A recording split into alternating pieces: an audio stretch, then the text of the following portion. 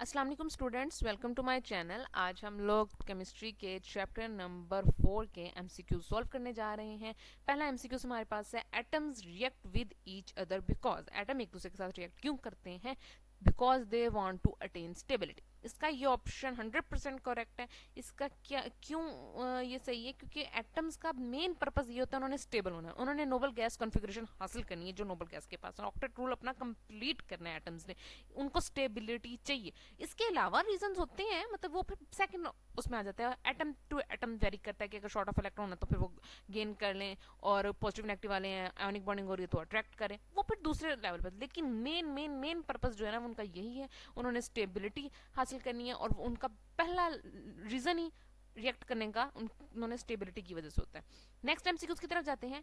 N atom having 6 electron in its valence shell will achieve noble gas electronic configuration by. अब common सी बात है, electron atom के valence shell में कितने इलेक्ट्रॉन है? 6। नोबल गैस की कॉन्फ़िगरेशन चाहिए, कितनी चाहिए? मजीद 2 चाहिए, तो 8 हो जाएगा, ऑक्टेट रूल कंप्लीट हो जाएगा। तो मतलब उसको 2 इलेक्ट्रॉन गेन करने हैं। Option number C is the correct, gaining of 2 electrons. अगर हम बात करें गेनिंग ऑफ 1 इलेक्ट्रॉन, तो भाई एक इलेक्ट्रॉन अगर वो लॉस कर लेता है, अगर आपको चलो नहीं भी पता कि हाँ क्या करना क्या उसमें, आप खुद ही सोचो। 6 पहले एक और लॉस कर दिया, उसके पास क्या बचा? उसके पास तो 5 सॉरी गेन एक कर लिया 7 हो गए। एक गेन करके उसको क्या फायदा हुआ? वो 8 के करीब करीब हुआ, फुल तो नहीं ना हुआ। वो तो उसके चांसेस पे डिपेंड करता है कितना कर सकता है कितना नहीं, लेकिन उसको चाहिए तो मैक्सिमम 2 ना। फिर नेक्स्ट आ जाता है लॉसिंग ऑल इलेक्ट्रॉन। उसके लिए कितना मुश्किल है 6 के 6 इलेक्ट्रॉन को लॉस करना, एक दो हो तो बात समझ में भी है। और फिर वो कह रहे हैं लॉसिंग 2 इलेक्ट्रॉन। चलो उसने जो 6 थे उसमें से 2 और लॉस कर दिए, उसके पास तो फिर 4 हो गए, वो तो और भी कम वो हो गया काम। तो उसको गेनिंग 2 इलेक्ट्रॉन गेन करके 8 हो जाता है, तो इलेक्ट्रॉनिक कन्फिग्रेशन पूरी जाती है। नेक्स्ट उस पर चलते हैं, third MCQs, which is considering the electronic configuration of atoms with the given atomic number will be the most stable one. अब वही बात है, वही नोबल गैस इलेक्ट्रॉनिक कन्फिग्रेशन के बारे में सोचो, ऑक्टेट रूल कंप्लीट रखने के बारे में सोचो, तो सोचो कि कौन सा एटॉमिक नंबर होगा, वो कौन सा एटम होगा जो स्टेबल होगा, जिसके लास्ट शेल में 8 इलेक्ट्रॉन्स होंगे। वो कौन होगा? वो ये 10, जिसका एटॉमिक नंबर 10 होगा। किस तरह? उसके फर्स्ट शेल में आ जाएंगे 2 और नेक्स्ट शेल में आ जाएंगे 8। तो इस तरह जो है वो उसकी इलेक्ट्रॉनिक कन्फिग्रेशन होगी कंप्लीट। 8 वाले में तो सेकंड में 6 आ रहे हैं, और 6 वाले में सेकंड में 4 आ रहे हैं, और जो 12 वाला है उसमें सेकंड में तो चलो 8 आ गए, लेकिन अगले शेल में तो 2, तो आखिरी तो हम उसका लास्ट वाला देख रहे हैं ना, तो उसमें तो वो कंप्लीट नहीं हो रहा। नेक्स्ट एमसीक्यूज पे जाते हैं। Octet rule is attaining of 8 electron. अभी तो हमने ऊपर वाले 2 एमसीक्यूज में इतना जिक्र कर ही लिया कि ऑक्टेट रूल का, तो फिर पता चल ही गया कि इसमें 8 इलेक्ट्रॉन्स अटेन करना ही ऑक्टेट रूल है। डिस्क्रिप्शन 8 इलेक्ट्रॉन्स की नहीं है, पैटर्न पिक्चर कुछ नहीं है, भाई अटेनिंग है, 8 इलेक्ट्रॉन्स अटेन करना है, हासिल करना है 8 इलेक्ट्रॉन किसी भी तरह। नेक्स्ट एमसीक्यूज नंबर 5 की तरफ चलते हैं। The transfer of electrons between atom results in. Atoms में इलेक्ट्रॉन का ट्रांसफर हो रहा है, वो अब ये कौन सा बॉन्ड बन रहा है? उन्होंने थोड़ी सी आपको एक वो गेम के लिए कि जी इलेक्ट्रॉन्स का ट्रांसफर हो रहा है, एटम्स के दरमियान में कौन सी बॉन्डिंग हो रही है। तो अगर हम मेटालिक बॉन्डिंग की बात करें तो इसमें तो फ्री इलेक्ट्रॉन्स मूव कर रहे हैं, मेटालिक बॉन्डिंग तो है ही नहीं। अगर कोवेलेंट बॉन्डिंग की बात करें, इसमें म्यूचुअल शेयरिंग हो रही होती है इलेक्ट्रॉन की, तो कोवेलेंट बॉन्डिंग भी नहीं है। कोऑर्डिनेट कोवेलेंट बॉन्डिंग की बात करें तो इसमें डोनेशन होती है इलेक्ट्रॉन पेयर की। ट्रांसफर किस में होता है इलेक्ट्रॉन्स का? वो होता है आयोनिक बॉन्डिंग में। ट्रांसफर कह लो, गेन ऑफ इलेक्ट्रॉन कह लो, ये किस में हो रहा है? ये आयोनिक बॉन्डिंग में हो रहा है। तो option B is the correct. Fifth MCQs के बाद अब हम जाते हैं सिक्स एमसीक्यूज की तरफ। सिक्स एमसीक्यूज है, when an electronegative element combines with an electropositive element which type of bonding is that. अब देखो पॉजिटिव और नेगेटिव की बात हो रही है, और पॉजिटिव और नेगेटिव की बात किस में होती है? इलेक्ट्रो की बात किस में होती है? एक्टिव एटम्स की बात किस में होती है? वो होती है आयोनिक में। क्यों? कि आयोनिक की अगर हम बात करें तो आयोनिक में क्या होता है? एक होता है मेटल, एक होता है नॉन मेटल, एक होता है इलेक्ट्रोपॉजिटिव और एक होता है इलेक्ट्रोनेगेटिव, वो कंबाइन करते हैं और तो बॉन्डिंग करते हैं। तो that's the option B is the correct answer. Next MCQs है, a bond formed between the non metal. दो नॉन मेटल के दरमियान में वो कौन सा बॉन्ड होगा?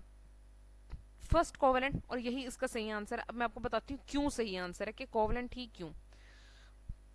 मेटेलिक की बात हो रही है, मेटेलिक में तो होते ही मेटल्स हैं, तो मेटेलिक तो यहाँ से निकल गया बाहर, ठीक है। यहाँ पे नॉन मेटल की बात हो रही है, अगर दो नॉन मेटल के दरमियान में कौन सा बॉन्ड। आते हैं आयोनिक की तरफ। आयोनिक में क्या होता है? एक होता है मेटल, एक होता है नॉन मेटल, जैसे अभी ऊपर बताया। और कोवेलेंट में क्या होता है? दोनों मेटल्स के दरमियान में बॉन्डिंग हो रही होती है। ग्रुप नंबर 13 से लेके ग्रुप नंबर 17 तक सारे नॉन मेटल्स और नॉन मेटल्स के दरमियान में ही बॉन्डिंग हो रही होती है, और ये कोवेलेंट बॉन्ड बनता है। तो सही ऑप्शन हो गया ना 7। नेक्स्ट एमसीक्यू की तरफ जाते हैं। A bond pair in covalent molecules usually has, हमें पता है कोवेलेंट में शेयरिंग ऑफ इलेक्ट्रॉन होती है, और एक अगर बॉन्ड बन रहा है तो एक बॉन्ड के अंदर कितने इलेक्ट्रॉन्स होते हैं, 2 इलेक्ट्रॉन्स, एक इस एटम का एक दूसरे एटम का, तो 2 इलेक्ट्रॉन्स जो होते हैं ना वो इन्वॉल्व होते हैं कोवेलेंट बॉन्डिंग में। 8 एमसीक्यूज का answer number B is the correct, मतलब 2 electron is the correct answer. Next MCQs की तरफ जाते हैं। Which of the following compound is not directional in its bonding, non directional in its bonding, ठीक है। तो बेसिकली जो आयोनिक बॉन्डिंग शो करते हैं ना वो नॉन डायरेक्शनल होते हैं, और ये जो के बी आ रहा है ये आयोनिक बॉन्डिंग शो करता है, इसलिए ये नॉन डायरेक्शनल है। बाकी जो है हमारे पास वो है मीथेन और कार्बन डाइऑक्साइड, तो ये दोनों है कोवेलेंट वाले, और ये जो है वाटर बॉन्डिंग शो करता है, तो फिर इसका सही आंसर जो है वो के बी आ रहा है। नेक्स्ट एमसीक्यूज नंबर 10 की तरफ अगर हम जाएं तो वो पूछ रहा ice floats on water because, क्यों, हमें पता है कि water is denser than ice, water की डेंसिटी ज्यादा होती है इसीलिए आइस उसके ऊपर फ्लोट करती है, आइस जो होती है वो कम डेंसर होती है, लेकिन कहीं पे उन्होंने ये नहीं लिखा हुआ कि आइस कम डेंसर होती है, ice is lesser denser then water, तो वो हम उसको सही कर देते, तो यहाँ पर लिखा ice is denser then water, तो गलत है। आइस इज क्रिस्टलाइन नेचर, इसका कोई चक्कर ही नहीं बनता, वाटर मॉलिक्यूल्स मूव रैंडमली, चक्कर ही नहीं बनता भाई, डेंसिटी का चक्कर बनता है। तो वो एमसीक्यूज नंबर सी जो है 10 का MCQs number answer number C, water is denser than ice, ये सही है। नेक्स्ट एमसीक्यूज नंबर 11 की तरफ चलते हैं। कोवेलेंट बॉन्ड इन्वॉल्व्स, कोवेलेंट में क्या होती है, म्यूचुअल शेयरिंग ऑफ इलेक्ट्रॉन, तो ऑप्शन नंबर सी सही है। पहला हमने पूछा डोनेशन ऑफ इलेक्ट्रॉन होती है, तो नहीं, इसमें डोनेशन का चक्कर नहीं होता, इसमें सिर्फ शेयरिंग का होता है। एक्सेप्टेंस होती है, नहीं। रिपल्शन होती है, नहीं। कौन सा है, शेयरिंग।